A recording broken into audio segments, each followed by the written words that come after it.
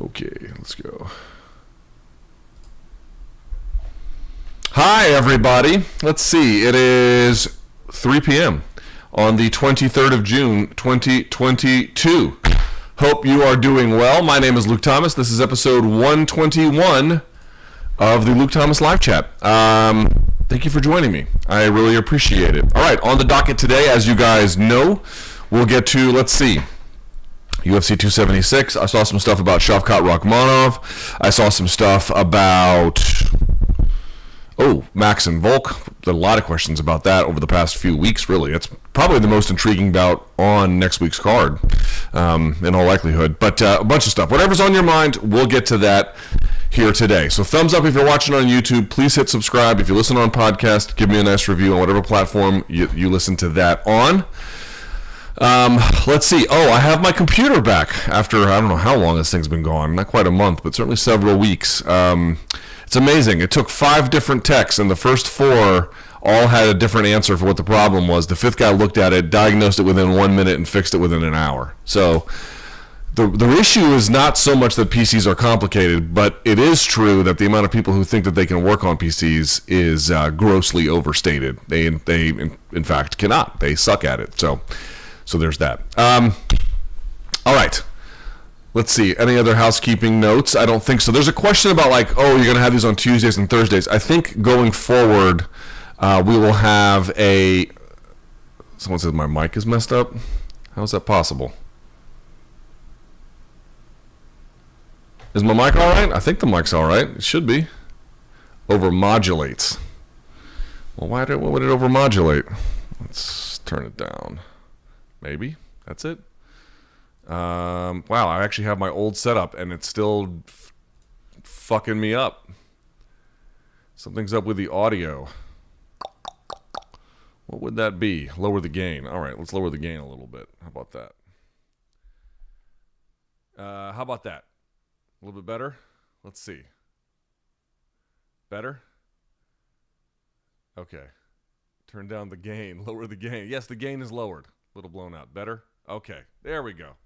You know what? It's never all that easy. It's never all that simple. All right. Let's regroup here. We'll go for about an hour or so. So I'll go to about 4:03, 4:05. If you would like to leave a donation, I will get to it at the end. Again, you are certainly under no requirement to do that. I usually put up a thread 24 hours in advance or more. People fill it up, and then I go to that for an hour. And then if you put a donation in, I'll take a look at your question in particular. Again, certainly under zero obligation to do so, but if you do, it's greatly appreciated. All right, let's try this now. Let's get things started, shall we?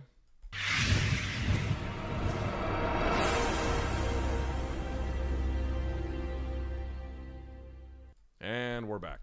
There we go. All right, just one more time, making sure everything's all right. Now they say it's too quiet. Okay, hold on. Let me put up just a little bit.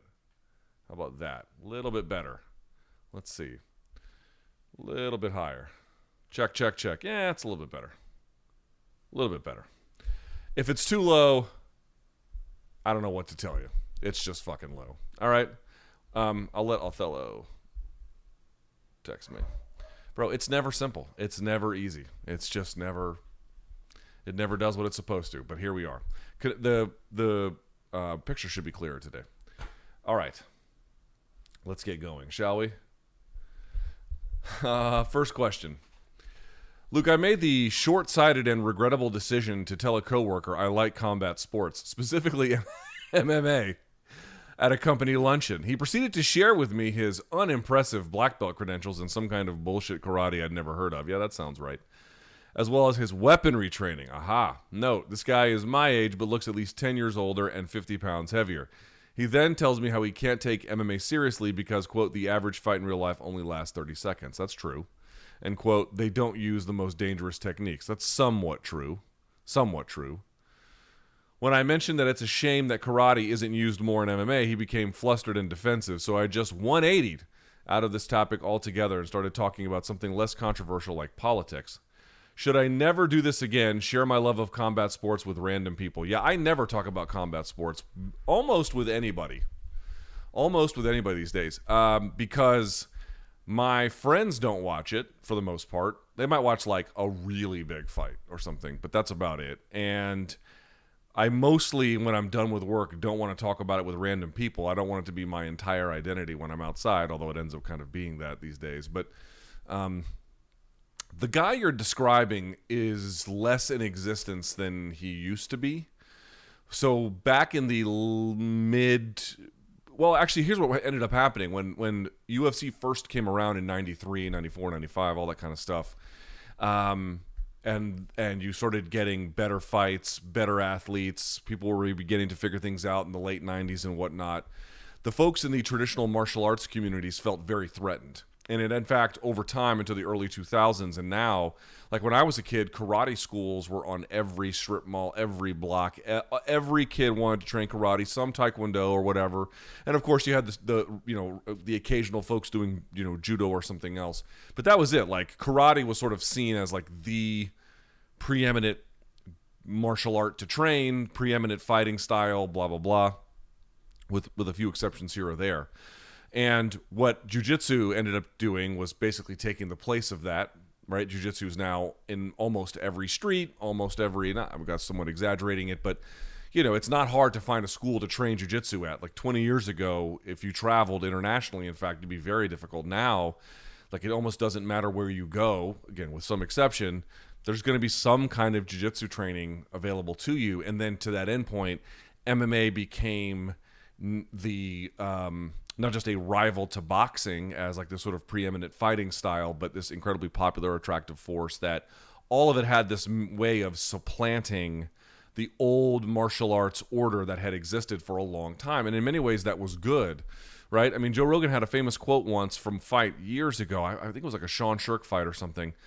But he had said that like martial arts had advanced more in the last 20 years than it did in the previous like 2000. That's something of an exaggeration, but there is some real truth to it because the real insight was when karate was around like in the 80s as this preeminent fighting thing. And again, here in DC it actually was Taekwondo with Jun Rhee.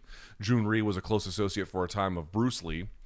But the point was that the styles for the most part didn't mix. Like if you got into karate, you just stayed into karate. If you got into taekwondo, you just stayed in taekwondo. There would be exceptions here or there, like there always is in the human experience, but it was very much siloed and segregated by design by the people who were the architects and the keepers of these sports. And then MMA came around and just not only jumbled the order of what was the preeminent fighting style, with at first jiu-jitsu being the peak one, but over time, the real mixing of things began to shake things up. That guy you're describing existed a lot back then when that order was getting replaced. And they would say things like, well, they don't use weapons, which is true. That does change the equation. And he is right about most fights ending in 30 seconds. That's also true. But the other part about it is the reason why these fights go longer is, yes, you can't eye gouge or use a broken glass bottle.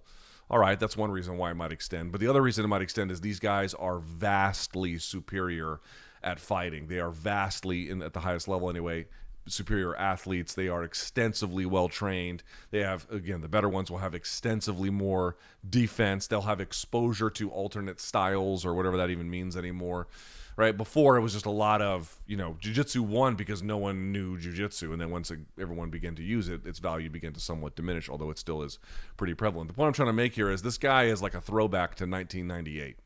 That's who that guy is. But the reality is, I remember when I was working at SiriusXM and they first started wanting me to do post-fight shows for them, one of the engineers there, I don't remember his name, he was some fucking nerdy goofball. I mean, the guy, if he could bench press 135, I'd be surprised, candidly. And I remember when I was watching, he was like, yeah, these guys, they just not that good at fighting. Like, that's why they do this. Like, the real good guys do blah, blah, blah, blah, blah. And it's just one of these dudes who doesn't know a fucking thing about what he's talking about, who in all likelihood had some exposure to the old martial arts order and can't stand that the polarity of everything shifted right under his feet. And also is probably, as a person, deeply insecure about who he is and has a need to tell you about the truth of fighting and his understanding and proximity to it. And so therefore it confers upon him badassery / wisdom. That's also what's happening here a little bit as well. Most people, of course, know fuck all about fighting. And I would say I know very little, and I've been around it for a long time. And I also don't go around like talking about it outside of work. So that's another part I would say in my defense. But I will say that the benefit that we have of the new order is that it has come not entirely full circle, but somewhat full circle. Where now elements of karate, elements of taekwondo, certainly a lot of judo, all of these other traditional martial arts. The old message boards used to call them TMAs, traditional martial arts.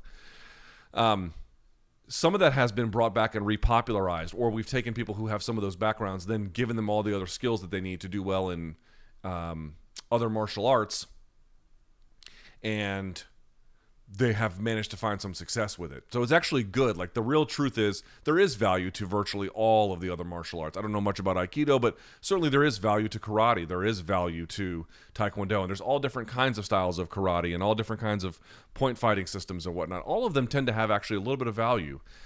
It's just that old order of karate is best or whatever, and you don't mix the styles, all of that got completely destroyed by jiu-jitsu and then ultimately MMA, and a lot of those people are still living in the past. This gentleman who you work with is, back in my day, it's that kind of fuckface.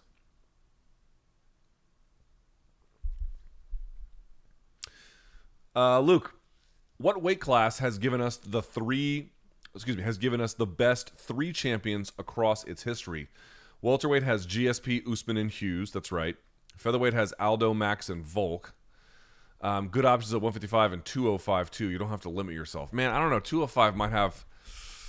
205, the very best at 205, how would you rank them? Obviously, Jones comes number one. After that, you could put Tito somewhere in that category, Randy in that category, Chuck in that category, Vanderlei Silva in that category. You could probably put somewhere in there Vitor Belfort in that category, Rampage for a time in that category, Dan Henderson in that category. You might say that the three best would probably be Max, Volk, and Aldo. Although, obviously, GSP, Usman, and Hughes, you'd have three guys who, in each case, were probably ranked pound for pound number one for a time, where you would not necessarily have that with Aldo, Max, and Volk, although I would say that those three might be the most complete of the trios we've named. But Rashad's in that list. Mashida's at 205, dude. You just have Hall of Famer after Hall of Famer after Hall of Famer after Hall of Famer.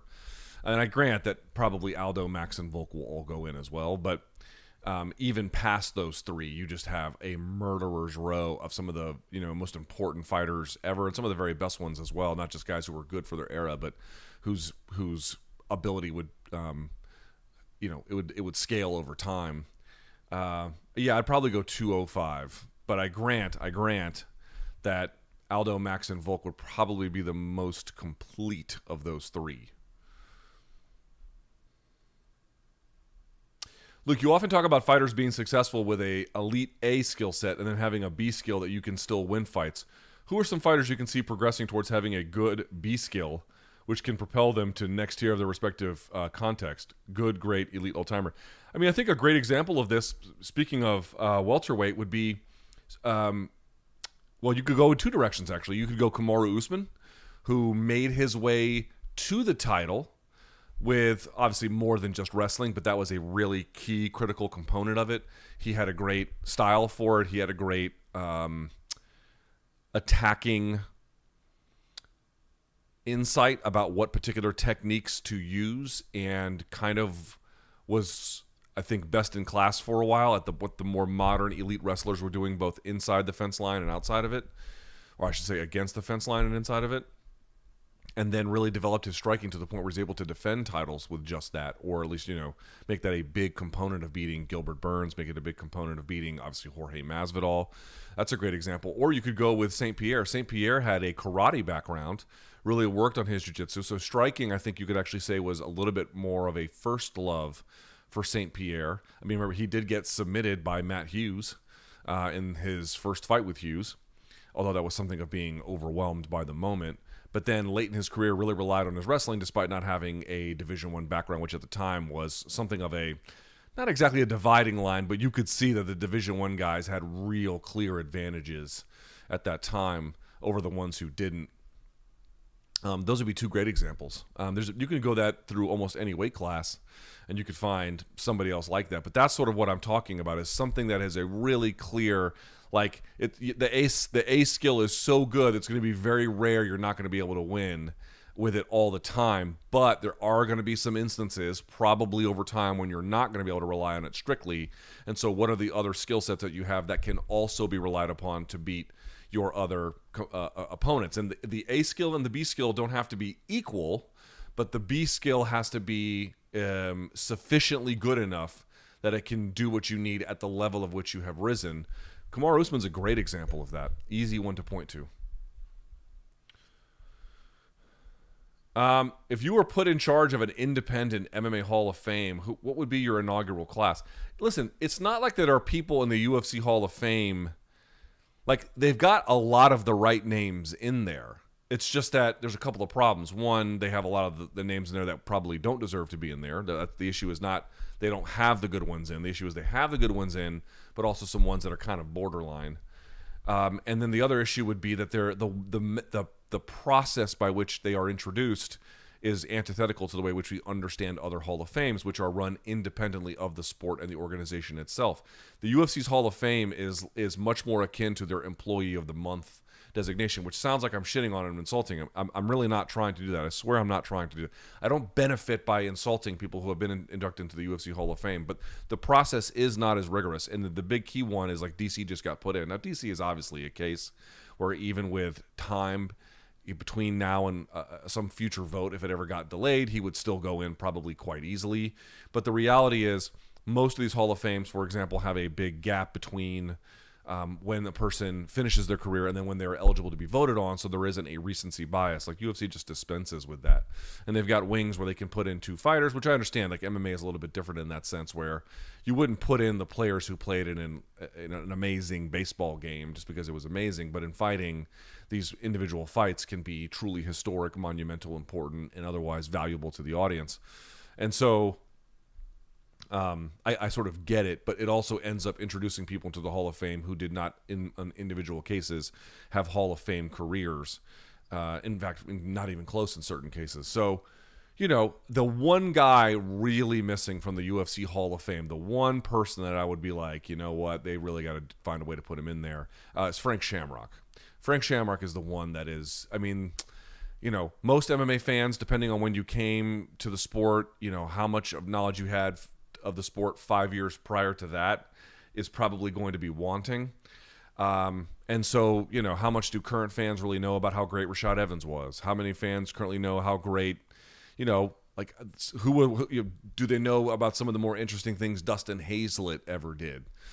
Probably not. They probably don't know a lot about that. So Frank Shamrock doesn't have a hope in that sense, but he's also been buried by a feud that he has had with that organization and a feud he has had with Dana White in particular. Now, I do know that the UFC Hall of Fame years ago tried several times to induct him, and he wanted no part of it. He wanted no part of the UFC's history. I don't know if there's a way to put a guy in the Hall of Fame if he doesn't even show up to his own Hall of Fame ceremony. That seems kind of weird, but it is regrettable that one of the most important fighters in MMA history, one of the most important fighters in UFC history, one of the most important rivalries, one of the most, I mean, he was just a vanguard of what it meant to be the next generation of MMA when he was at his peak. Certainly, you go back to the Tito Ortiz fight, and that was the original MMA rope-a-dope. It's Frank Shamrock times a billion, right? I mean, you know, any history of MMA's advancement without him in it is, by definition, incomplete. You can't talk about modern MMA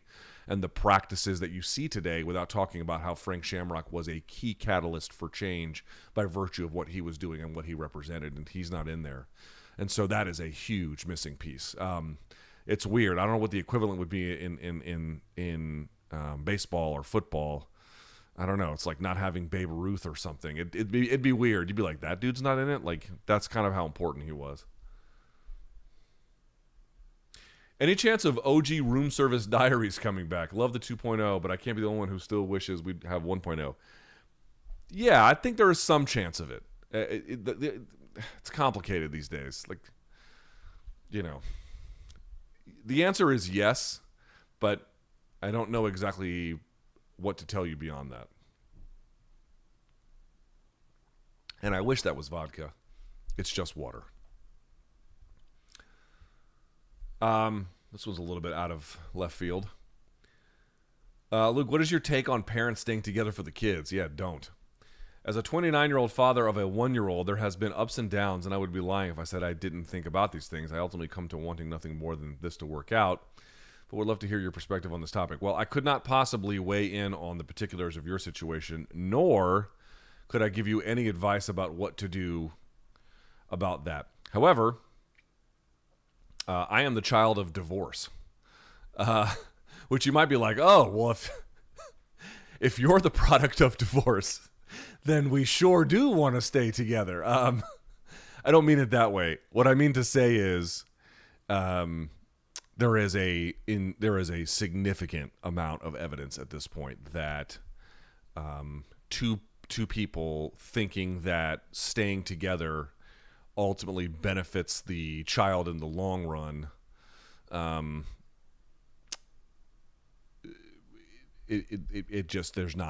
There's not a lot of evidence to support that claim. I mean, aside from the fact that it would be dubious value to the child, the other part is that you would be living kind of a life of misery or some kind of totally broken and worthless marriage. You know, just some kind of swamp of sadness and inescapability. I don't think that's any way to live either. And again, there is really no evidence that it produces meaningfully better outcomes for the child. The only thing I would say is, and this is what I would be kind of, the one piece of advice I would give by virtue of having lived a little bit of this, not all divorces or separations have to be acrimonious. They don't have to be acrimonious. You can decide how acrimonious you want them to be. Now, your partner has to make a decision about that as well. But the big key is just because you separate doesn't mean that the parents couldn't still work together as a parental pair, not a romantic pair any longer, but a parental pair for the betterment of the child. I can tell you my parents did not do that. And it was awful. It was truly awful. I had to go to court a million times. I had to testify, depositions, watching my parents argue in the fucking courtroom, like in the court hall, outside in the parking lot.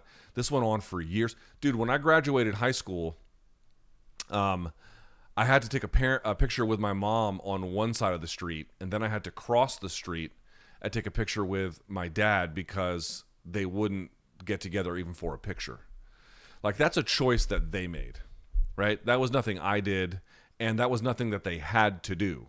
One of them, both of them, could have taken it upon themselves to, and that, by the way, that's just a small example of all the shit I've seen. That is but a fart in the breeze of all the toxicity I had to inhale. But it's just such a clear example. I remember I was like, even this, and I remember you have to understand, I was leaving for boot camp. I graduated high school on a Friday. I went to boot camp on Monday. So I had this sort of small amount of time to enjoy this whole moment, and they wouldn't even let me do that. So that's the choice. The choice is you don't owe anything to your romantic partner. Well, you owe what your commitment is, but if you're no longer of the belief that this is a fruitful thing that you were willing to do the rest of your life, the question is, how do you navigate that as a parent afterwards without bringing the acrimony of your failed romance onto your kid? That's what you have to figure out. And I can tell you, a lot of people don't ever think about that, and I don't think my parents, as much as I love them and as much as I might miss my mother, I think that they fucked that up completely. So don't do that. Whatever else you do, don't do that. Let's see.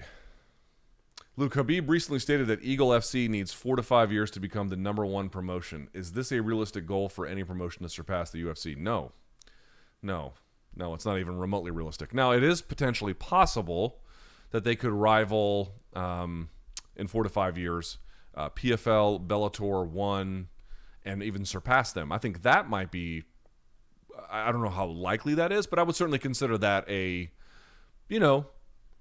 something worth taking seriously, something worth examining further.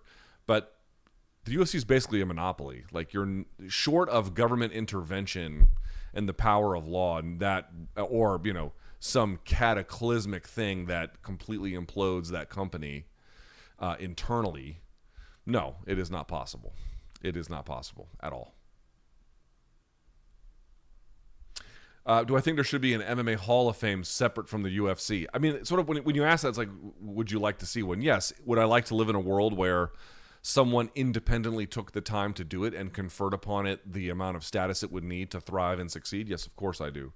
I just don't see that as particularly likely. MMA is very, very tribal, cliquey, balkanized, and broken up into a million pieces. There is... And everyone there's like warring factions internally in the industry in any number of different directions. There simply isn't enough cohesion. I mean, I think the reason why you don't, in fact, see an MMA Hall of Fame, partly you could argue the UFC has dissuaded the various people that wanted to entertain those kinds of things, again, by virtue of whatever differences that they had. But the other one would just be, I think, more commonly, the industry is too fucked up for it. What questions would Shavkat Rakhmonov answer with a win over Neil Magny this weekend? It depends what Neil Magny does. Does it not? Rakhmonov has had the freedom to kind of let overmatched guys walk into a lot of traps. So, number one, like for example, Rakhmonov will allow his opponent to threaten a takedown, then he pulls them up off the waist and then lets himself get pressed into the fence line, all because he's asking for it. They think that what they're doing is setting something up, but all they're doing is giving him the eventual takedown, right? And I did a whole tape study on this channel. You can go and check that out. There is a lot of evidence for that.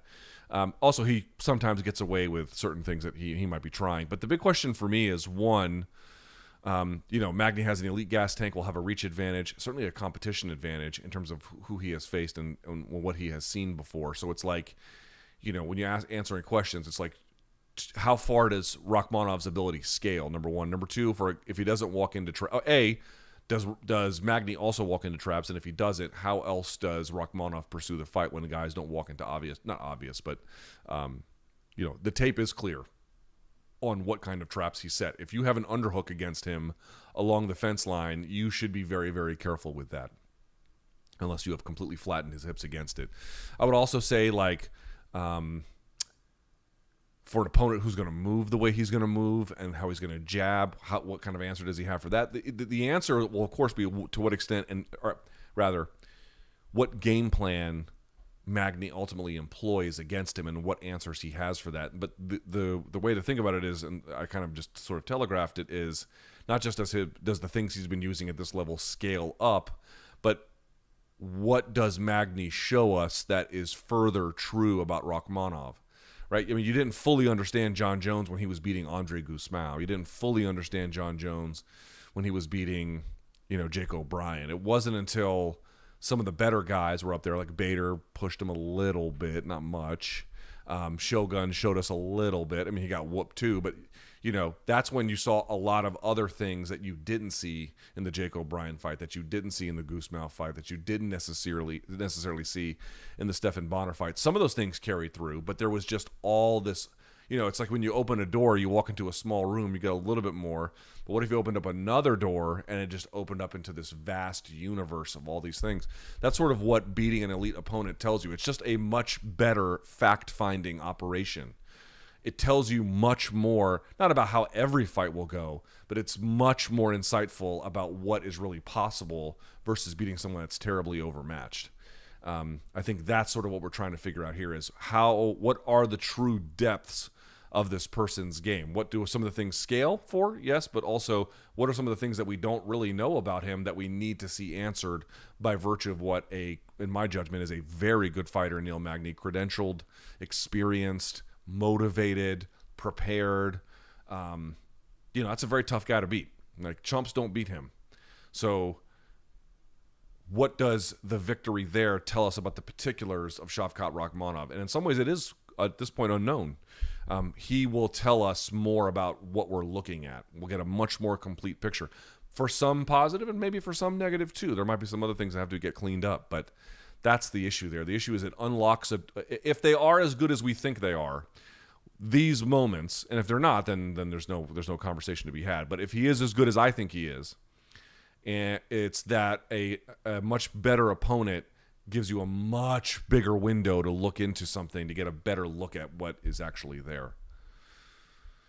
Luke, as a fellow former Marine reservist, I get massive amounts of shit from former and current active duty Marines based on my service record. Yeah, that's hilarious. I served from 2006 to 12 and never deployed, but served honorably and got an honorable discharge upon my separation. Yeah, I was in 98 to 04. How have you dealt with any pushback, whether external or internal, via survivor's guilt? Let me tell you, I don't have survivor's guilt at all towards your service record as someone who didn't deploy. I don't think twice about it. Listen, I went to Paris Island June 9th of 1998. I did the experience. They put an Eagle Globe and Anchor on me. I earned it. I got promoted to private first class. I got promoted to Lance Corporal. I got promoted to Corporal. I got promoted to Sergeant. I earned every one of those things. I shot on the range. I qualified every year. I had a first class PFT. You're not going to take anything from me, dude. You're not going to take anything from me. I went to MCT. I went to the various MOS schools that I had to go to get qualified. Like, everything the Marine Corps asked of me, I did. And the reality was, the reason why my unit didn't go was because, well, they did actually go. So the way it worked is, folks may not realize this, there is still artillery around. Again, I used the M1908s when I was in. Now they use the M77s.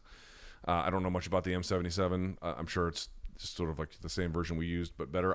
In fact, I didn't use the MP4. The MP4 was starting to get circulated in when I left. I used the M16A2.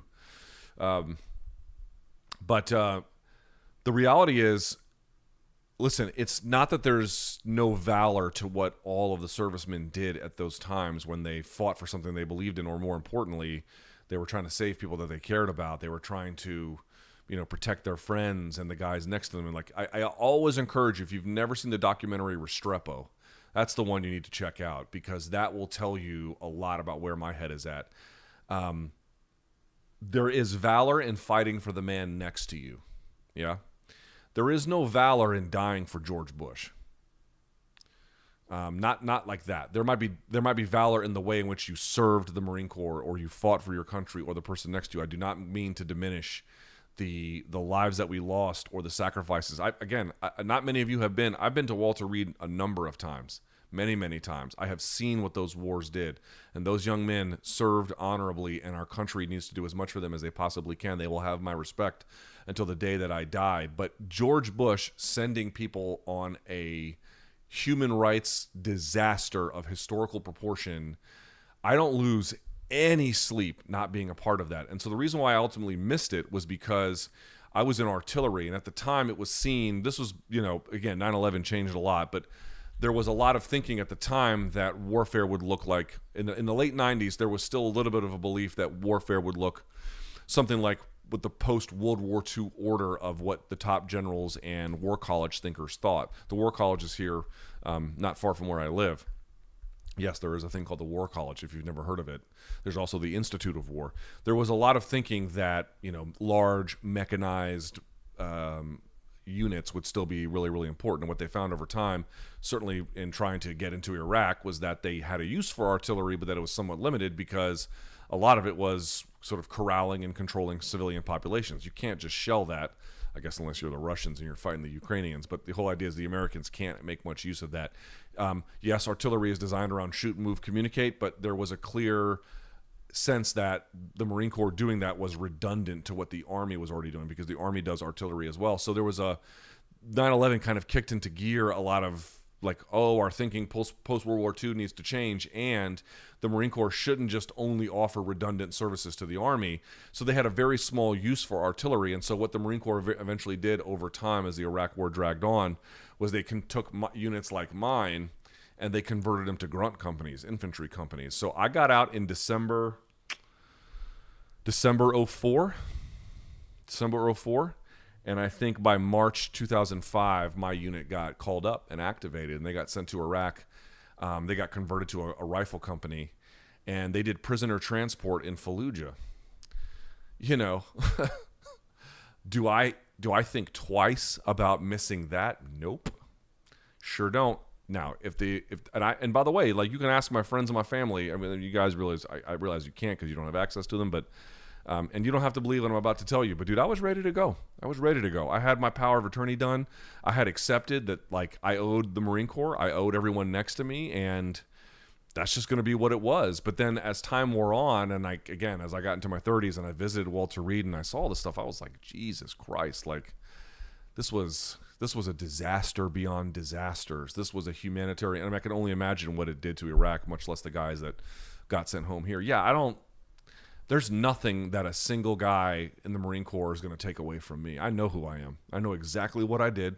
I know exactly what I earned. And if they don't respect it, that's on them. I'm not insecure about what I achieved and what I earned in the Marine Corps even a little bit. I'm in fact very proud of it. And I always will be. So if that's not enough for some other, grunts or gun rocks or whoever, that's their cross to bear. It's not mine. I sleep quite well at night, and you should as well. Watching Beterbiev dominate Joe Smith Jr. at the age of 37, do we have to rethink where we put an athlete's prime? No.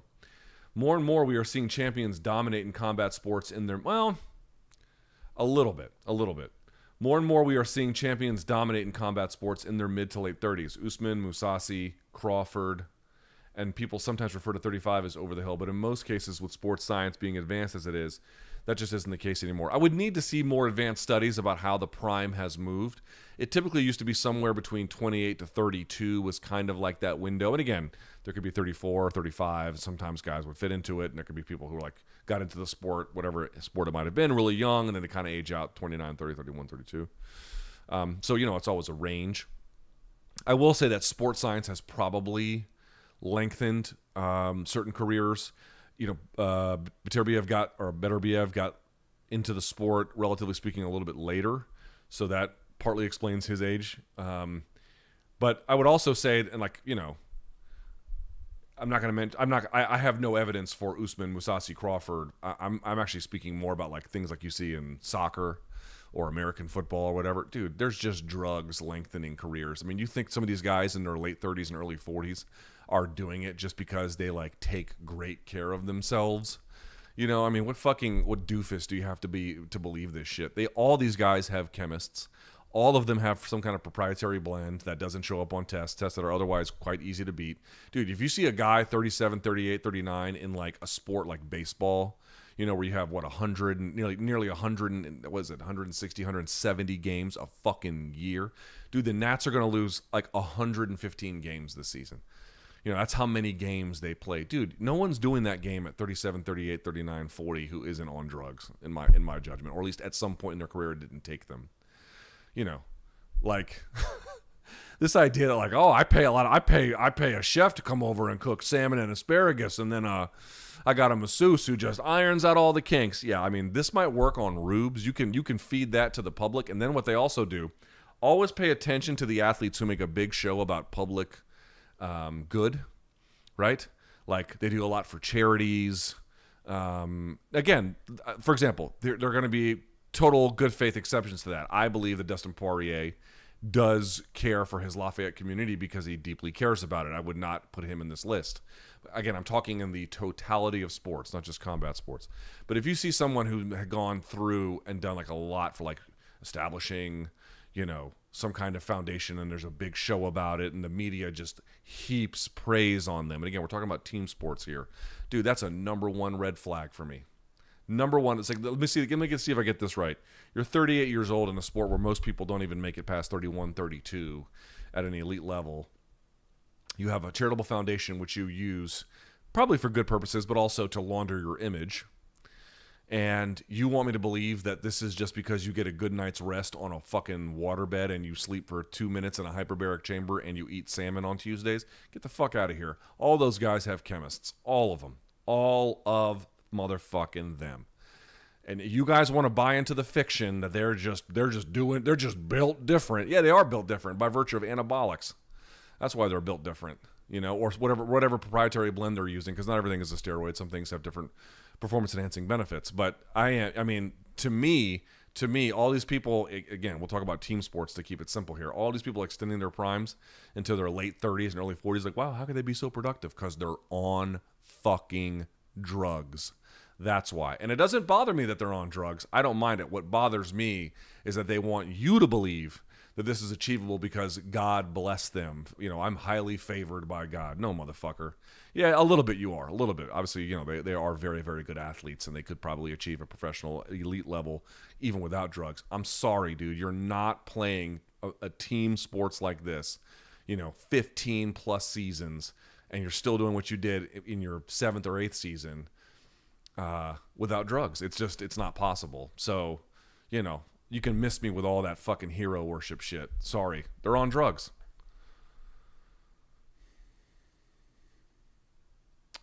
Luke, can you talk about why you are still holding on to your fandom for the Washington Commanders, man? Fuck the Commanders. Football team, despite the Snyder years. Well, they weren't always a disaster. I mean, I remember when Steve Spurrier went to the Tokyo Dome and then ran up the score, and then they got their asses handed to him in the season.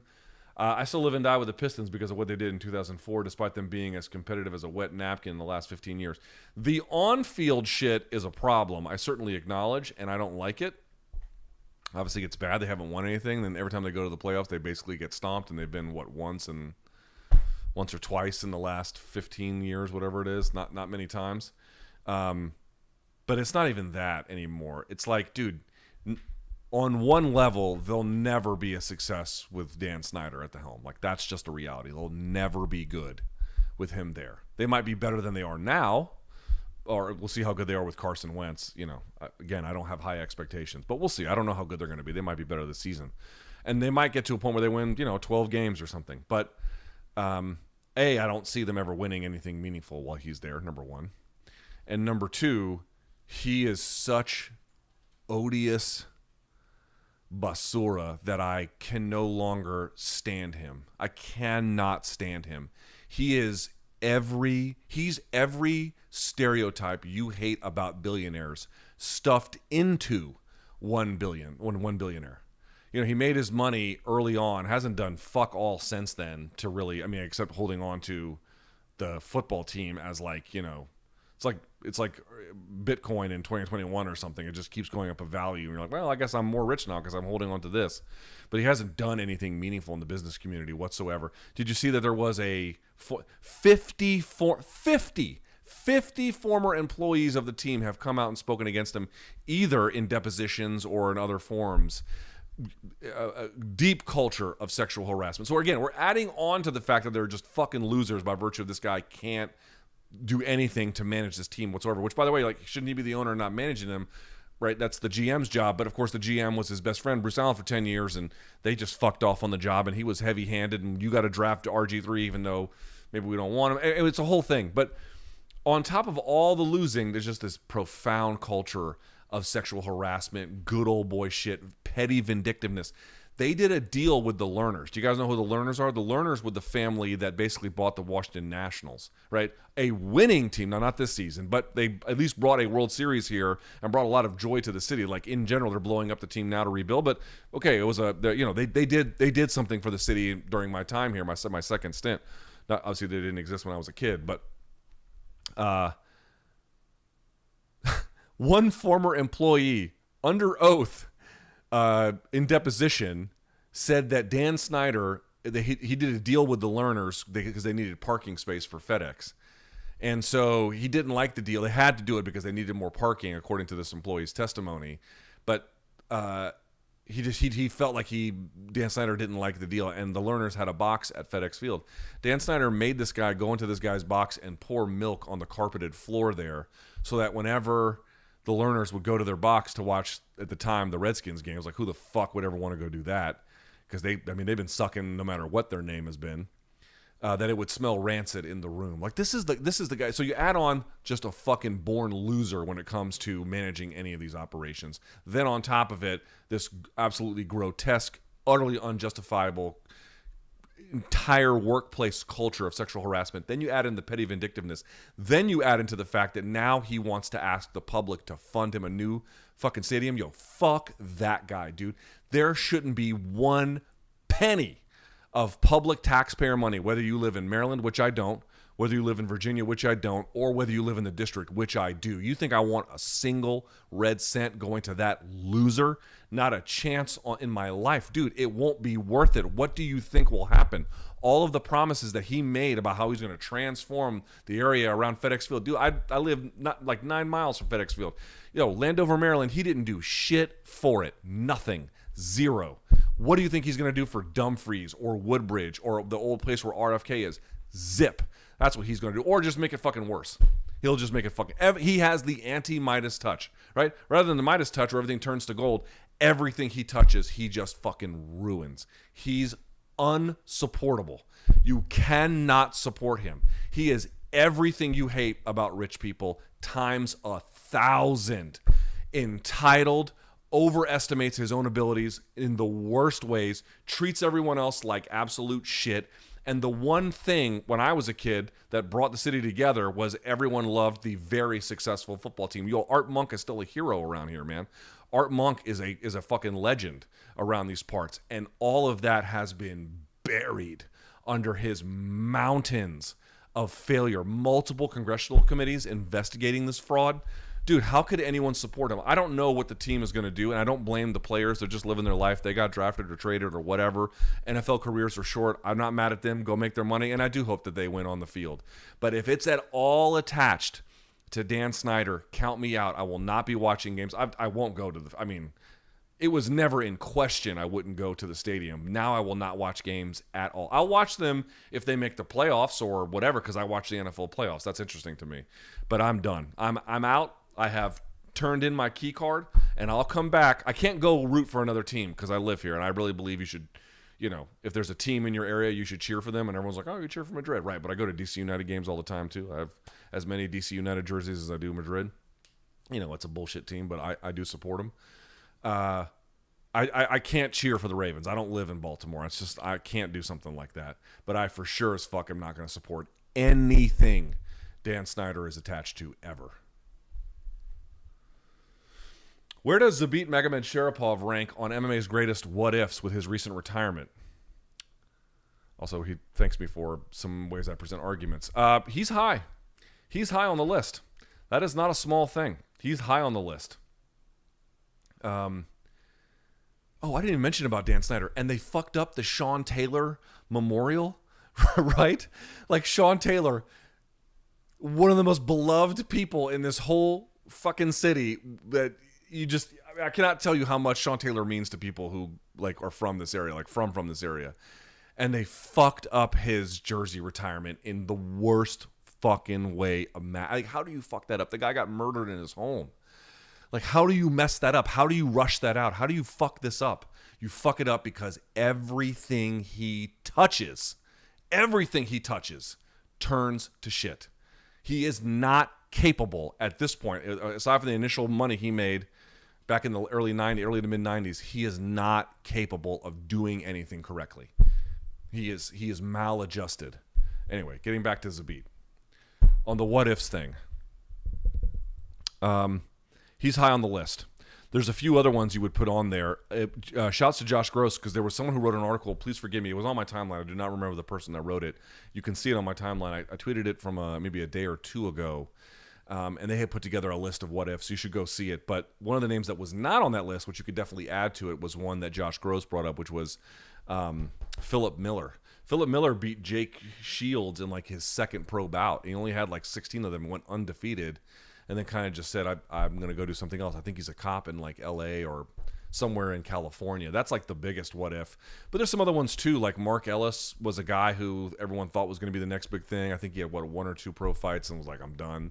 Rulon Gardner would be one you could put on that list. Nick Denis, the Ninja Love, was one I also thought should have been on that list. But you could put other ones in there too. How far would Gina Carano have gone? That's kind of one that I think would be kind of interesting. She might come back. Who knows? But the reason why she might come back is because, obviously her movie career is now, I think it's probably fair to say, not so much the toilet, but it has been severely damaged. And so that might be something that she comes back to. We'll see.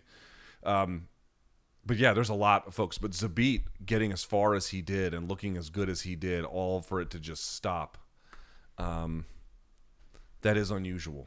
That is highly unusual. Most of the time, somebody has some kind of disastrous fight, or they were always kind of halfway in, and then I would also add somewhat, you're going to laugh at this maybe, I would somewhat add Brock Lesnar to that list. And the reason why I say that is because that dude was a terrifying force until he got diverticulitis. And as someone who has had diverticulitis, I cannot believe how bad he let that go.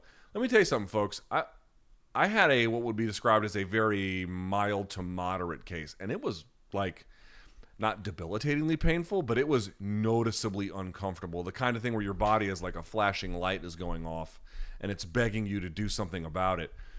For him to let that go to the point where, I don't know if you guys remember this or if you guys have ever heard the story, but the basic idea is that if you don't have enough like fiber or water or enough in your digestive tract to work properly, basically everything can get stopped up in there, and then that can form little pockets, diverticuli, in the lining. And if you let that go long enough, by the way, those can get infected, which is bad enough. He let it go to the next stage beyond that. He let it go to the point where it perforated his stomach lining and his digestive tract lining, and or partially digested food was falling into his body cavity. Like, I realize he's tough as shit, but that's like way too tough for your own good. Like, not rational tough at all. Which I guess rationality and toughness are somewhat at odds, but I mean, that is strange because at that point you get a fever, and he could have died from that, from sepsis. Basically, he could have died. And he let it go till then, and they had to take out like a foot or more of his digestive tract, and I don't think he was ever the same after that. I really think that kind of altered him. That's a really, really severe, terrible thing. Also in terms of like stomach sensitivity to trauma, right? Because someone's going to punch you or kick you or whatever.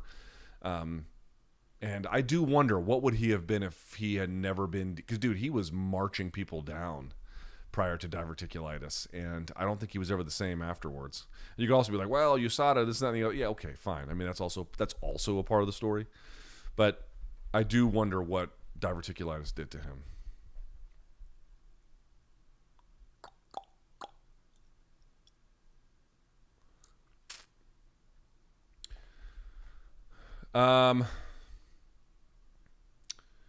You speak highly of one championship scoring system, fighting as a whole rather than round by round. Yes, that's true. It's also, it's really the Pride system. They got it from Pride, but yeah.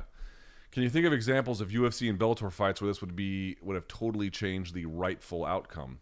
My thought is that Jones versus Reyes, that's a great example, wouldn't be all that controversial if the fight was scored as a whole. Now, the reality is, in fairness to the 10-point must system, that fight took place in Texas.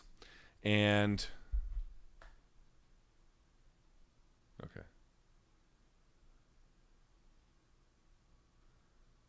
Okay. And so part of what happened in Texas is that forward pressure still matters there, right? So there's aggression, and then there's effective aggression. And effective aggression isn't just walking someone down. If you're walking someone down and it's conferring benefits by virtue of walking them down, then that is effective aggression. There's other forms of effective aggression, but that would be one version of it. But of course, if you're walking someone down and they're anticipating that and setting traps and then popping you and going, well, then you're not really employing effective aggression. Think Rousey-Holm, right?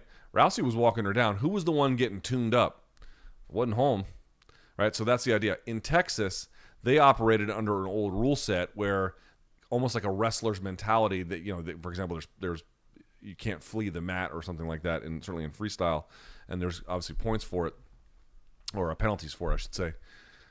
They kind of had that mentality where they kind of wanted you to walk an opponent down. And so I guess they had put that into the skill set, but as MMA striking and overall fighting ability advanced, it clearly is like an anachronistic old way of thinking. I don't know how you can get a decision for Jones in that particular fight absent that outdated scoring criteria.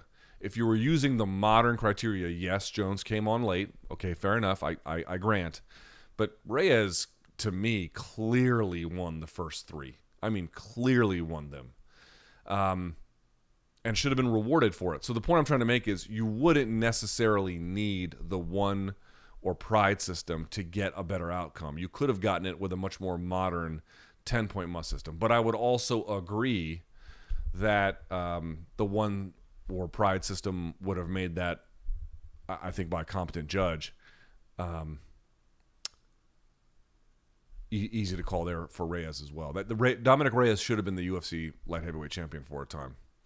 He got that taken from him. It's just a reality.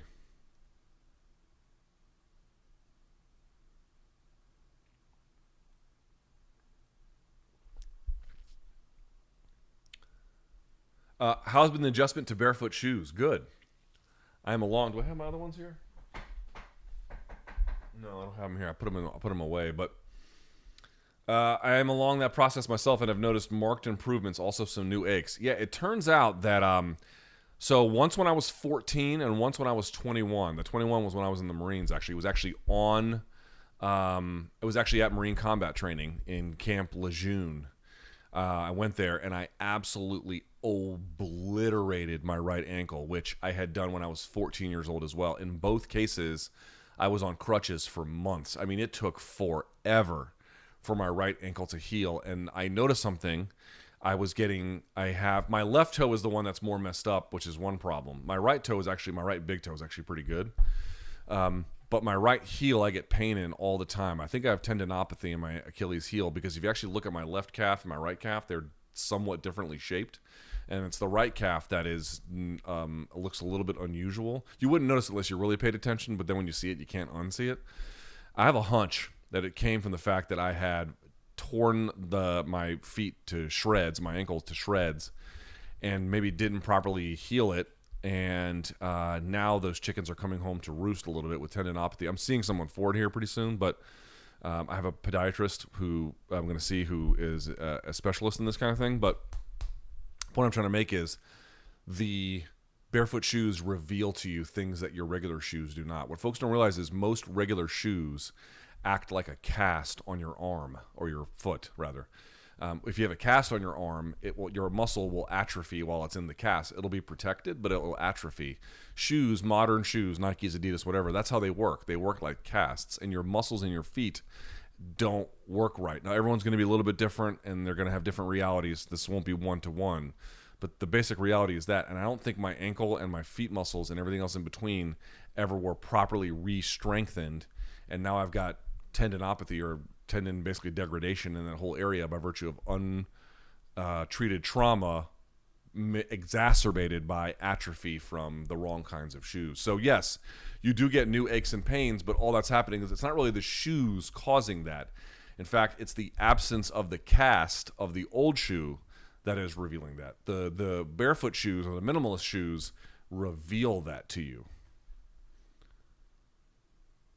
There's a question here about BC that I'm just not going to read for his sake. Early thoughts on Cannonier's chances to beat Izzy. I have been thinking about this a lot. I've been watching a lot of Cannonier fights today for something I'm working on. You'll hear me talk about this in the pregame preview that we do with Chuck Mindenhall. I actually feel like this could be a pretty dangerous fight for Izzy. I mean, the reality is this. If you just look at what Izzy has done and you look at what Jared has done, Izzy has done a lot more and has done a lot better. And in that sense, and looks to be the vastly superior striker. And in that sense, you just sort of feel like, well, what chance would a guy like Cannonier have? And I understand that. And again, I'm favoring Izzy to win. What is my formal pick? My formal pick is Izzy to win. Cannonier, he can be a little bit tricky. He's extremely strong. He is very well-rounded. The real key, this is what I'm kind of examining. I'll kind of tell you about it. The one thing I'm examining is how he deals with active leg kickers. People are, for some reason, in deep denial about this. Every time I bring it up, I get ratioed on Twitter for it because no one wants to accept it. But you can like this or you can hate this. It's just the reality. Even if Izzy can't get to you with his hands, and even if you don't think they're impactful, Izzy is very good at doing two things. One, limiting the damage you can strike him with. And two, landing a lot of leg kicks. Even if nothing else lands, he doesn't get a takedown, he doesn't really score with the hands that much, can't get a knee into the clinch or whatever. bro, he will keep chopping all the time. And sometimes that's the only offense in a round. Sometimes that's by far the only meaningful offense that happens in a round. And you just kind of have to count it. I cannot, dude, it's not that he only wins with that. That is not what I am saying. He has obviously a very good, very sophisticated striking game. But when guys are extra specially defensive with him and they don't rush him and they don't, fall into traps, and he has to be real careful about what he does and he has to be mindful of his range, dude, he'll just stack those one on top of the other, and he will win rounds that way. He will defend championships that way. And I know it drives some of his critics crazy, which I sort of understand, but at this point, not really. There's plenty of tape on him to understand this. So, I think it's going to be incumbent upon Jared to mix up the range. But at the end of the day, what will he do to stop an active leg kicker? It's something I'm kind of studying here. And there's no one really like Izzy, so some of this you have to kind of mix and match and play around with. But if he can't solve that problem, I don't see how he wins. If he can solve that problem, if he can take that away, a la what Blachowicz did against Adesanya, then he has a real shot. He's got a great shot. It's just that, for example, Jack Hermanson, which is a very different fighter, very different kind of fight, was able to land 13 of 16 leg kicks on him. And you look at some of the other guys, they landed a significant amount on him. Robert Whittaker did not. In fact, what's interesting is that Cannonier is also an active leg kicker himself. So that part could get interesting, but I don't think he'll beat Izzy doing that. So the real clear question to me is, dude, when all these other guys solve for all the other parts of Izzy's game, what they don't solve for is how his feints and distance management and setups feed leg kicks, and how the accumulation of leg kicks helps him win rounds, which helps him win championships. It sounds overly simplified, and of course there is more to the story. It is amazing to me that this far into his career, people have not fully appreciated how true that is. If you take away the leg kicks, it takes away not everything from his game, not all of it. That's not true either. There's still a big portion of it. But that is the fallback for him a lot of times. That's a place he can comfortably go to win. Well, take that away and push him to a different level or different range or different strategy that he has to go to win. Let's see what happens then. But if if Cannonier can't do that, forget it.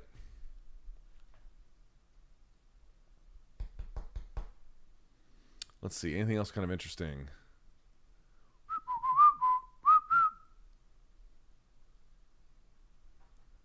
What role do big MMA gyms like Sanford ATT play in the fighter pay discussion? I'm not sure what you mean. Are they active participants or just cashing in on growing MMA popularity? Well, most of the big gyms have been around for a while. Sanford is, I guess, relatively new, but ATT's been around for a long time. AKA's been around for a really long time, although in a different way. What you have to understand about these gyms that you see, these super gyms, is they are designed as a solution to the problem of fighter pay. That's what they are. I mean, not by itself. I mean, obviously Dan Lambert's trying to turn a profit. It's more than that. But there was a real clear point in time, and some of this has gone on, and it's still true in large part. Not entirely. You're starting to see a little bit of this not true at the very, very elite level. But the reality is the fighters had to get together, share coaches, share one another as training partners, because they couldn't afford an individual camp. Conor can afford an individual camp. Canelo can afford an individual camp. Hell, even Edgar Berlanga can afford an individual camp. Most fighters cannot afford an individual camp. They have to, yes, they'll do some things on their own and they'll pay for a little bit extra on their own, but the reality is they need coaches that everyone kind of shares the expense. They share the gym fees to maintain everything. Everything is kind of it's a little commune. It's funny that everyone's got these right-wing economic beliefs when they're really living out little socialist a little economies there, but I'm mostly kidding. Neither here nor there. What I'm trying to tell you is that it's just a way of defraying costs by virtue of everyone picking up the load. The trade-off to that is that you don't get all the individual attention that you would if obviously you could afford your own camp, right? That's the role that they play. They're almost a solution, or at least some kind of way to address the fighter pay problem to still get ostensibly world-class training. And there's benefits and trade-offs. It used to be the case that if someone came from like a camp you didn't hear of, OSP was one of those guys where he never went to a big camp, and he had a lot of success, and that was somewhat anomalous when he was doing it. Now that's less true. You're seeing a lot of people come out of smaller camps that are still very, very good, or even mid-sized camps that are still very, very good. But those are usually in like small towns or, you know, whatever, where the defraying those costs aren't as important. The bigger gyms getting together was just a way to like, how do we get a bunch of really great people together and then share costs to get world-class opportunities? That's kind of what those represented for a time. Let me see if I can pick out a couple more. How much weight have you and BC lost collectively in the last 12 months? Oof. Probably like 60 pounds or more. A lot. All right, I'll do this one, then we'll get to some of the paid questions here. Luke, since their second fight, who would you say has had the better resume between Volk and Max? Ooh, that's an interesting question. And how do you feel that will impact your opinion on how the third fight goes? Personally, I think the Kattar-Yair wins for Max are slightly more impressive than Ortega-Zombie for Volk. Actually, I would agree with that, as Ortega was dominated by Max throughout and eventually finished by Max, whereas Volk had trouble in that round 4. Well, sort of. I mean, you know, Volk was electing to go into the mouth of the crocodile there a little bit, but I know what you mean. Certainly the punch to mounted guillotine combo, I think is what it was, for Ortega was very nice. And I feel Yair and Kattar both better at this time than Zombie. Yes, I would agree with that. Also, you know, the Kattar fight was not especially damaging for Max, but the Yair fight was blood and guts. I mean, that was extremely difficult for him. You could argue that we'll see what happens with Ortega and Yair, and Ortega might go in there and give him the business. It's hard to say exactly. But yeah, I might agree with that. But, you know, listen, they gave him who they gave him. Ortega took a layoff, then came back and beat Zombie. That was a different Ortega who fought Volkanovski than the one who fought Max, I think, in fairness. Korean Zombie, yeah, probably not on par with what Yair or Kattar bring. I think that might be fair. But, you know, listen, man, Max and Volkanovski, they're 1A, 1B, or however you want to arrange it. I mean, they are so close in competitive ability that, yes, it might be the case that the subsequent fights that Max have been, you know, somewhat more impressive. But, you know, how would Volk do against Yair? Like, any of you going to pick Yair to win? I wouldn't pick Yair to win. I have a lot of respect for Yair's game. He's very, very talented. He ain't beating Volkanovski. So, you know, it's somewhat of an immaterial question.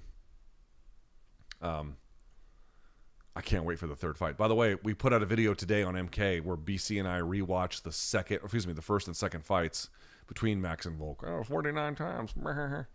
If you guys want to make those jokes, but seriously, we put the timer on the TV. You can watch the fights with us, and we walk through everything that's happening, and then we score it in real time. So please go check those out. You can see what we think about them in real time as well, and like how we debated what rounds should go to what, and I think BC had like 500 milligrams of Delta 8 in his tummy when we did it. All right, let's see what your paid questions are. And we'll get to that. In the meantime, let's see if I can put this on, right? Hey, look at that. I got my computer back, huh? Isn't that nice? All right, let's see.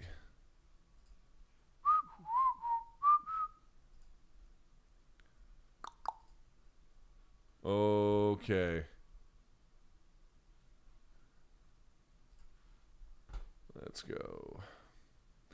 All right, Luke. If Volk wins and goes to 155, Aljo doesn't want to fight TJ at 135 in September. Is the UFC solution to make the BS UFC Salt Lake City co-main Aldo Merab for the interim championship, then gets TJ, and Aljo goes to 145 to fight Cejudo? I got to tell you, I don't think if they strip Aljo or put in an interim title, they're going to do him any favors with a big fight after that. So I wouldn't buy that. Yeah, this is why I feel bad for Aljamain, because, I mean, listen, the guy is right now the best guy in the world and his weight class. You can say, oh, I believe someone else to be better, but he's the existing weight class champion. Didn't think he was going to beat Jan, and he did. And he'll never have more leverage than he basically has right now. And I would argue he has almost none. He probably has a little bit, but not much. The UFC can just create an interim title because the promoter controls the titles. and they can strip him or just make an interim title fight. And folks might bellyache and groan. People like me might be like, oh, this is unfair on social media. And then what does it amount to? It amounts to nothing. It amounts to nothing. They can do what they want. And they do what they want. And they will do what they want. Now, I'm not here predicting they will make an interim title. But if they feel like it and if this goes on long enough, then yeah, they will. They'll just do that. Maybe I'd seen that they'd made it official. I don't know what happened. But you get the idea. Like, you don't really have hardly any leverage with them at all. Francis has some by virtue of being at the end of his contract. But that's about it. That's about it. Would love to see you interview James Krause. It's been on my list for a while. I believe he's one of the best up-and-coming coaches in MMA. Seems to have a great mind for the sport. Yup, he sure does. And also, he says, P.S. See you at the beer house. Yes. By the way, come see us at the beer house, which is, I think it's just called Beer House, not the Beer House. But and it's spelled Haus. It's right outside T-Mobile, right after the weigh-ins at UFC 276. BC and I will be there doing a live show. Come see us. Come hang out. Come drink some brews. Come do all the fun stuff. Friday, 5 p.m. local time in Vegas. We'll be at the beer house, so come say hi. Yes, I've been meaning to interview James Krause for a long time. I haven't done it yet. I'm thinking about bringing back like a technique-driven interview series where it's explicitly just about that. You know what I mean? And then I might do an interview with him there if he's interested at that point. It's been on my list for a while, for sure. All right, if Max beats Volk, will we see Max versus Volk 4? I don't see how we don't. Aside from it being the fourth fight, Volk will have a deserved rematch, or whatever they want to call it for a fourth fight. Quadrilogy, I think is what they say.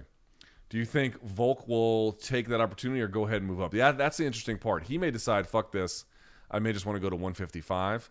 But going to 155 without the belt, I'd be saying, well, Luke, the belt only counts at 145. But I mean, as the reigning weight class holder, what does that do for you? The other part is he may win it and still drop it, right? And what would that do? That's another weird part too, right? Because does he really want to be some kind of a champ at 155? As we all know, you can't really be a champ. It's too difficult if you're injured or anything. So I would say the likelihood is we see a fourth fight between them. Yeah. Look, I was curious if you follow any other MMA media hosts like yourself, any specific MMA podcasts you tend to check out weekly. No, not at all. I listen to anything but MMA when I'm not inside covering it, which ultimately has a bit of a downside because I end up missing a lot of cool things that I wouldn't ordinarily miss if I was just treating it like a fan.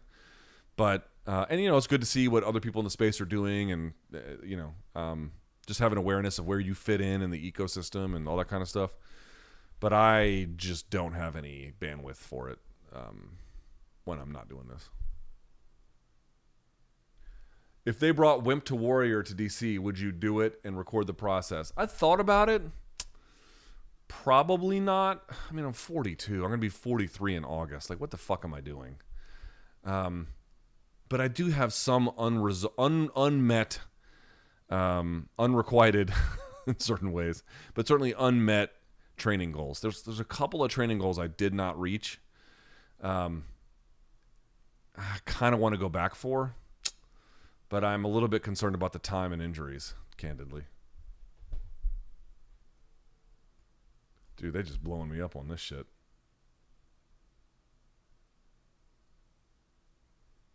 All right. Luke, with Zabit's retirement due to lingering injuries, how different do you think the lightweight division or MMA as a whole would be had Khabib retired due to his long injury layoff? So this is before he returned against, what's his face, who he just absolutely fucking demolished. The guy who had the motorcycle accident. What's his name? Daryl Horcher. He would be maybe the biggest what if, because there was a ton of hype. But now the real hype didn't get going until after that fight, to be candid. But yes, there was a ton. He'd be a monster what if. Biggest what if maybe in MMA history, truly. And if you guys may not remember this, he nearly retired due to a rib injury. There was a rib injury that he had that had just broken him down. And people are like, oh, lots of people have rib injuries. Dude, you ever had a rib injury? I separated my ribs one time. It hurts to fucking breathe. So yeah, they can be debilitating.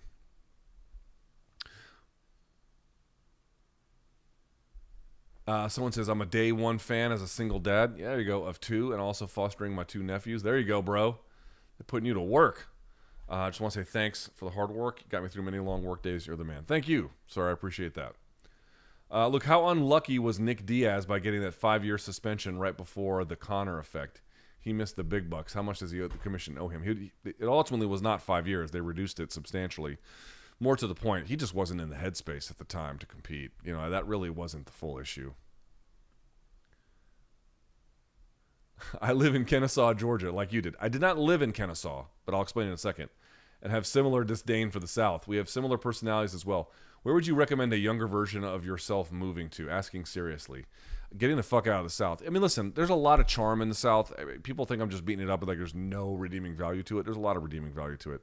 But it was not for me. I was transplanted there because my mom remarried someone she should probably not have remarried and then moved to the South. We had no connection to that place whatsoever.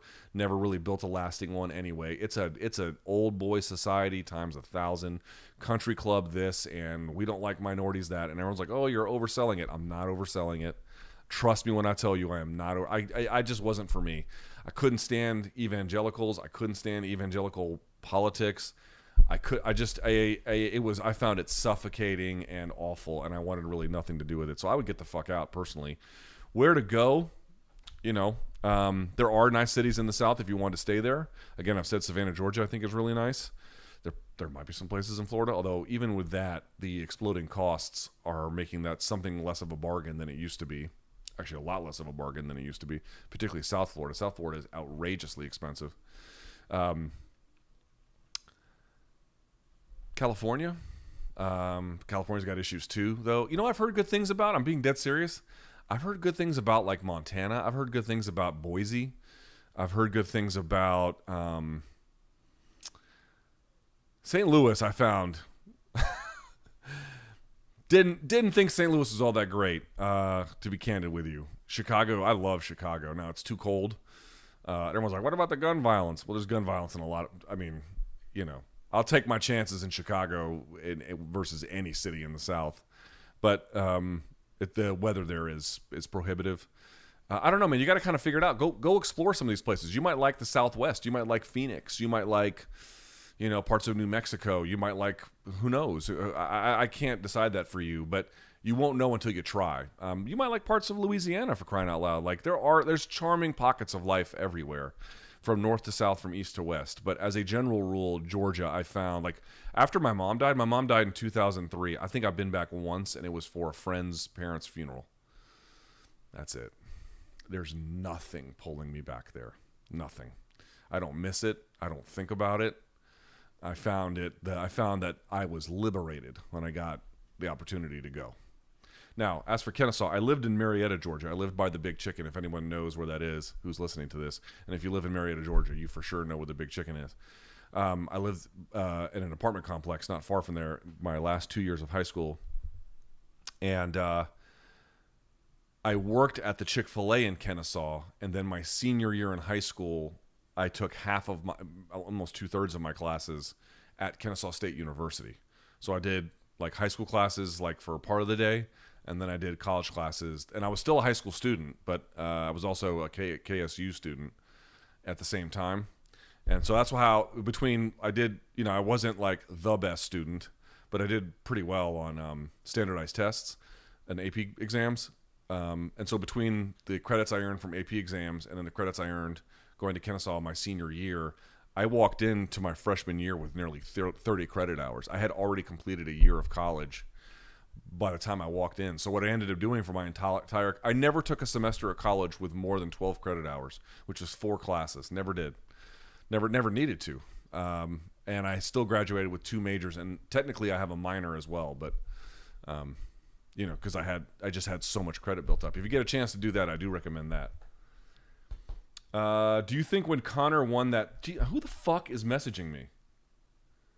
My brother. Do you think when Conor won that second belt, it undermined, in the mind of casuals, the difficulty of staying in a division and defending? Do you think when Conor won the second belt, so when he beat Eddie at 205, it undermined the difficulty of staying in a division and defending? Yes. Yes.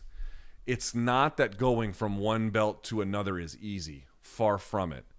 But the task is just different. You have to be good on one night to get a second belt. Of course, you have to do all the good things to get the first one, but you have to be good on one night to get the second one. In order to be good at defending the belt, you have to do it against all different kinds of guys. And I keep going back to this. Dude, everyone's like, oh, Johnny Eblen's got no chance against Mousasi. Listen, I picked Mousasi to win. I don't know what's going to happen, but I picked Mousasi to win. Certainly the Vanderford pick I had made was not correct. And you look at Mousasi's record. Mousasi is going up. He's looking for his 50th MMA win. He's got nearly 60 pro fights. God knows how much he's got amateur-wise and whatever. But, dude, Johnny Eblen is undefeated and has a good, at least a very, very good skill set in certain parts of the game. Like, the fact that he has the lack of experience and the relative lack of ability in terms of the well-roundedness does not mean he won't win. How many times has somebody who has been this established, dominant figure that is revered by the fans lost to someone that they never saw coming? It happens all the time, because to stand a post and win fight after fight after fight with all that tape on you, with all of that understanding of how you're approaching the fight game at this weight class or whatever, dude, it just makes the job of keeping it so much harder, so much harder. So you might not think Eblen has a chance, and I understand that. And again, if it goes like the Vanderford fight, then I'll eat some crow like I did after that fight as well. But I really believe that even if you think Mousasi is going to win, and the odds makers agree, look at the odds on that. It's not some super wide thing. They've got him, I think, they've got Eblen like plus 200, which, you know, they're not saying he's going to win, but it's not some like minus 400 or 500 situation for Mousasi. Like, it's competitive. Standing a post and inviting on contenders to take it from you is probably the most difficult thing to do at a high level in MMA. What are your thoughts on, I never know how to pronounce his name. What are your thoughts on, is it Sank? The guy from the Young Turks, TYT? I don't know, man. Like, obviously on most causes, we probably share similar viewpoints, but he's always getting dunked on Twitter. He's like stays getting dunked on. And like, I know one of the guys who used to work for them, and he's a good dude. He covers some sports for them as well. So it's like an Anna Kasparian, I think is her name. She seems all right for the most part. Again, I don't really watch the Young Turks, so I'm hardly an expert. But every time they come up in my feed, my Twitter feed, you know, people are just fucking dunking on him and shit. Like, and he always tags Rogan and all this stuff. And he's like, I'd beat the shit out of Rogan. It's like, bro, listen, I might agree with you on some of this stuff. I might not on others, but Rogan would beat you within an inch of your fucking life. Like, what are you talking about? You know, it's shit like that where it's this weird, bizarre grandstanding that I don't quite get. But again, I'm going to go back one more time. I don't pay a lot of attention to the Young Turks one way or the other. I only know what comes across my feed unsolicited. All right, Luke, which of the following would you buy or sell on having at least one more big win? Zombie? Sell. Ferguson, sell. Masvidal, sell. Gastelum, sell. Teixeira, buy. Miocic, buy. But the Miocic one, see, okay, that sounds like I'm no-selling them, quite literally. But the reason I say that is because I don't know how many fights they've got left. Like, for example, I think if Miocic let's say Miocic fights John Jones in September or something, right? And then loses. Well, then the answer to your question would be, well, then you should have said sell when he asked you on June 23rd. But if Miocic stuck around and kept competing, I don't have even the slightest doubt he'd get a big win. Does that make sense? Like, it's one thing to be capable of getting another big win, and it's another one to be like, well, with the time they have remaining, by virtue of their own choices, like, do they want to stick around and fight? Makes it a little bit harder to answer. Who's the most impressive polyglot you've ever met? I've personally never met anyone who can fluently speak more than 4 unrelated languages. My mom spoke 5. Let's see. My mom spoke English, French, Arabic, German, and Italian fluently. All 5. I wouldn't call her a polyglot, but she did have a language aptitude that was pretty remarkable.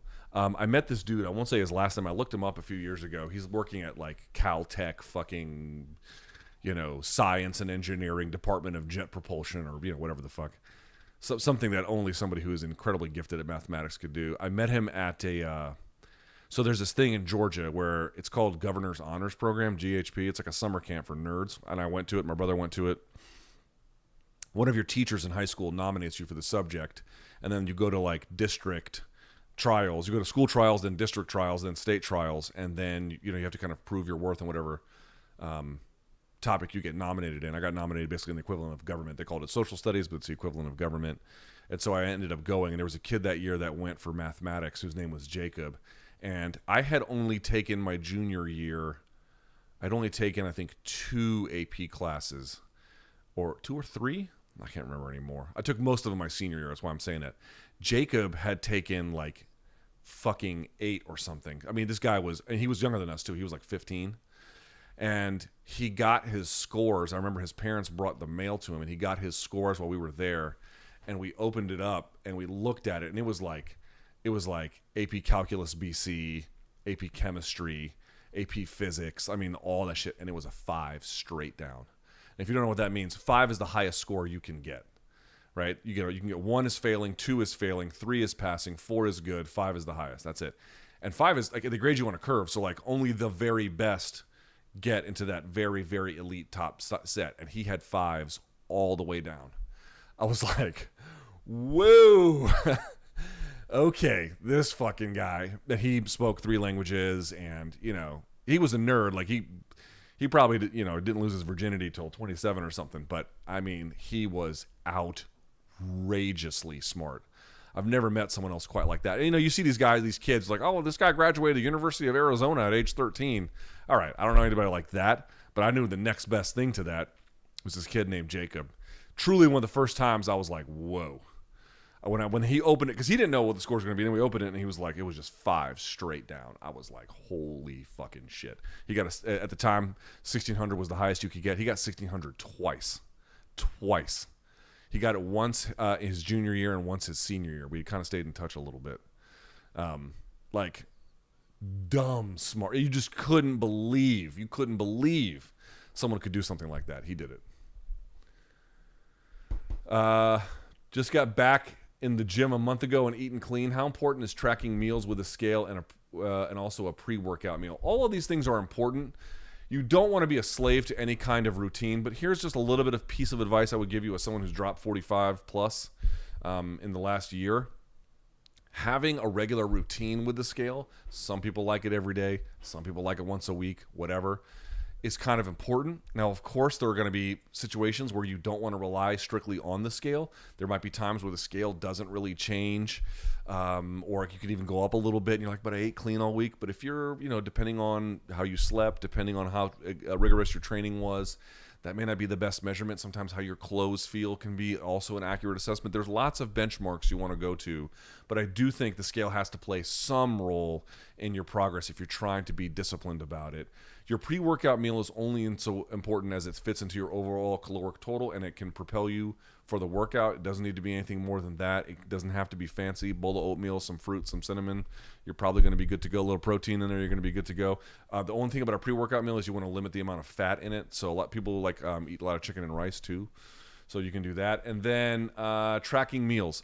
Some people don't like doing that. They don't like going to their app and punching numbers in, and they feel like they get a slave to it. I will tell you, for me, and you really have to figure out who you are. For me, it has been massively beneficial to the point where I've understood food better. I've understood myself better. I've understood what portions look like better. I've understood satiety better. I've understood everything so much better from that. I can say it again, the Carbon app from Lane Norton, and it changed my life. No exaggeration. I grant, not everyone wants that kind of system. Try it out for yourself, Carbon or any other one that works for you. Put the scale into a routine. I have a weigh-in every Friday. That's how I do it. I know people who weigh in every day, and that works for them. The key is to sticking to certain principles, best practices, and then individualizing a program that works for you that you can sustain over the long run. That's what this is all about. It's not about I'm going to just cut a bunch of calories, lose a bunch of weight, and go back to normal. It's how do I live a life that I can scale out forever? That's the key. Holland calling out Nate at 170. I think that fight makes a lot of sense. I love that. I saw that earlier. He's got a bit of a developing name. You know it'd be a fun-ass fight. You know those two would go after it. It's winnable for Nate, which is important. And obviously, you know the benefits for Kevin Holland if he wins. You get a win over Nate Diaz. That would be huge. You could do it at 170, so there wouldn't be any 155 weight class issues, nothing like that. And again, like winnable in either direction, exciting. hard to imagine how that fight would be anything but exciting. Crazy trash talks, crazy dramatics, crazy face-offs, crazy weigh-ins. Yeah, I'm all in favor of it. Now, whether Nate sees it as an interest to him is really the only deciding factor here. But for me, yeah, I love it. If you had to teach someone striking, would you give them a TMA base, e.g. karate, or a combat sport like kickboxing, or both? What would you start with? I would actually have them go to a boxing gym. Now, there's probably a kickboxing coach who might see this one day and be like, don't listen to him. Yeah, okay. I mean, I don't, this is just my opinion for whatever it is worth. I feel like a lot of what's missing in MMA striking is solved for by retrofitting boxing. And I kind of wonder if you actually started with a boxing base and then built out kickboxing and sort of, wrestling, where, punches into takedowns, that kind of a thing. If you built that out, what would that look like? Again, I don't think you can just take someone who boxes, hey, go fight MMA. And that's not what I'm suggesting. But to start out about the discipline of where the hands go and movement and shoulder rolling and distance and feinting, like the boxing will prepare you a good boxing instructor will prepare you very well for that. Best drink to beat the summer heat: water, motherfucker. Like Dustin Poirier says, stay hydrated.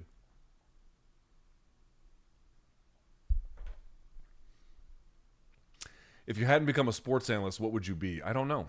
I probably would have stayed in politics and hated my life. Yeah, I'd probably be doing communications for some. Who had it? Who was Stavros Halkias? When he roasted DC, he said everyone there was involved in banal evil. I'd probably be executing banal evil. And that's just the truth. I probably would be. I hated my life and I didn't want to do it anymore, but that is true. That is what happened. I was doing it. Where in JC is the studio? I'm not telling y'all. Is judo and nogi grappling a good substitute for wrestling in an MMA context? Can Jones be dominant at heavyweight his last few in heavyweight? I don't know how Jones is going to look at heavyweight. I think it's a big question mark. Is judo and nogi grappling a good substitute for wrestling in an MMA context? Sure, of course. If Aljo's contract is the same for a title or non-title fight, why not fight Cejudo and let Merab win the belt? I don't think it's the same. What he was saying is he didn't have a sufficient bump up in pay. Not that his contract... Now, for example, Demetrius Johnson, I don't think got pay-per-view points. So his contract was the same when he was with UFC. I believe that's correct. My understanding is Aljo gets pay-per-view points, so it would not be. What would you be excited... Okay, who would you be excited to see Tsarukyan against next if he gets through Gamrot? Let me pull up the rankings because that will tell you. Not that should be the deciding factor by itself, but it's just going to be where the UFC's head is at, and so therefore it is worth paying attention to. I would put it at... If he wins, you could do Fiziev, you could do Dos Anjos, Tony, you could do Connor. They probably wouldn't do it. Dariush, that's probably as far as I would go. Any of those names. Personally, I'd like to see him against Fiziev, because Fiziev's a handful. But let's see, he's got to get through this first. So, big one there. Thoughts about the Supreme Court gun decision for New York? I don't know. Donk in the chat is asking. Yeah, I mean, basically, I don't know if you guys saw that there's a bipartisan proposal in the Senate that will attempt to do some basic things, which I'm sure gun groups will sue to undermine or overturn. Justice Thomas is a total embarrassment, and using the Dred Scott case to make the case for essentially... You guys know what happened in Philly? So Philly had a situation where you initially had to apply in person with getting your fingerprints to get a concealed carry permit, or I think to carry it on your person. And they then changed it to just anyone could do it basically digitally. Not anyone, but you could do it digitally.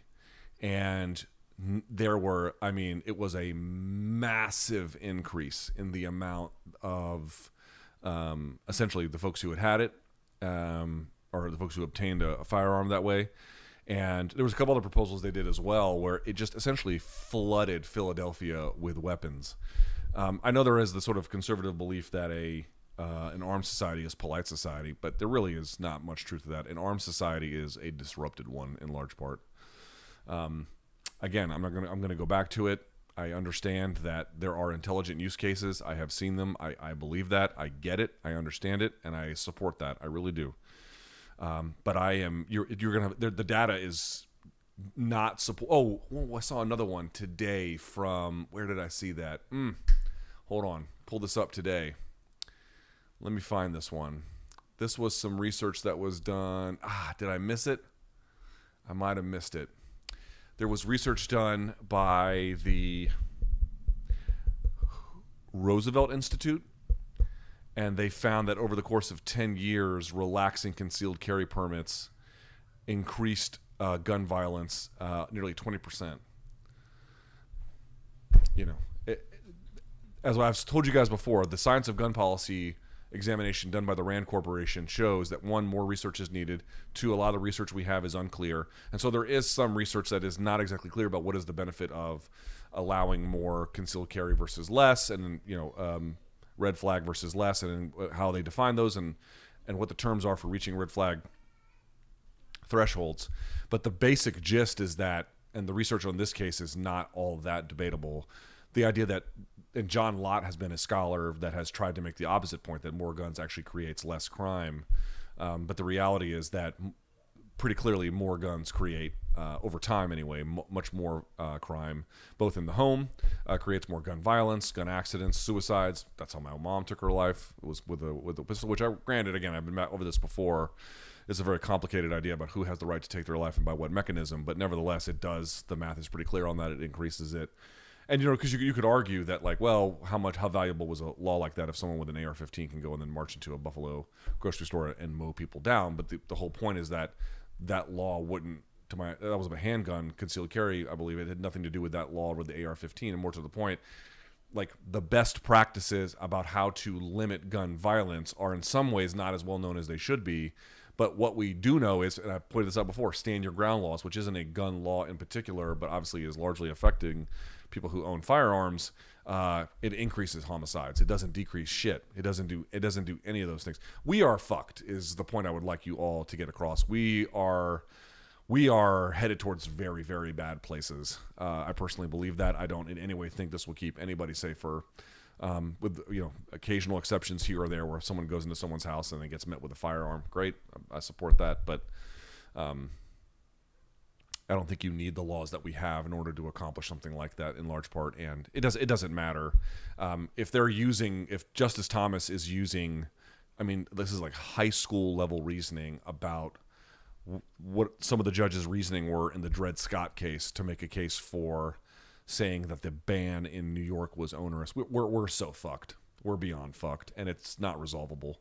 We're just headed to our bad place, and I don't really know what the answer is, but we're headed. We're full steam ahead to disaster land. So pack a fucking helmet is what I would say. Anything else? Oh, one more. Sank and Anna get bagged on because they are vile in their coverage. Presentation is key, and man, those two have a holier-than-thou attitude. I have to take your word for it. Again, I don't watch Young Turks. I don't see Anna getting dunked on hardly at all. I think she even sat down with Rogan one time, right? If memory serves, something like that. But Sank, or whatever you pronounce his name, he gets... Boy, they go to work on him. Have you ever seen that Adrian Broner clip? It's like, man, I'm getting cooked on Twitter. It's like, yo, you can just put that under any of his tweets. Like, dude's getting cooked. All right. I appreciate everyone watching. Thank you so much.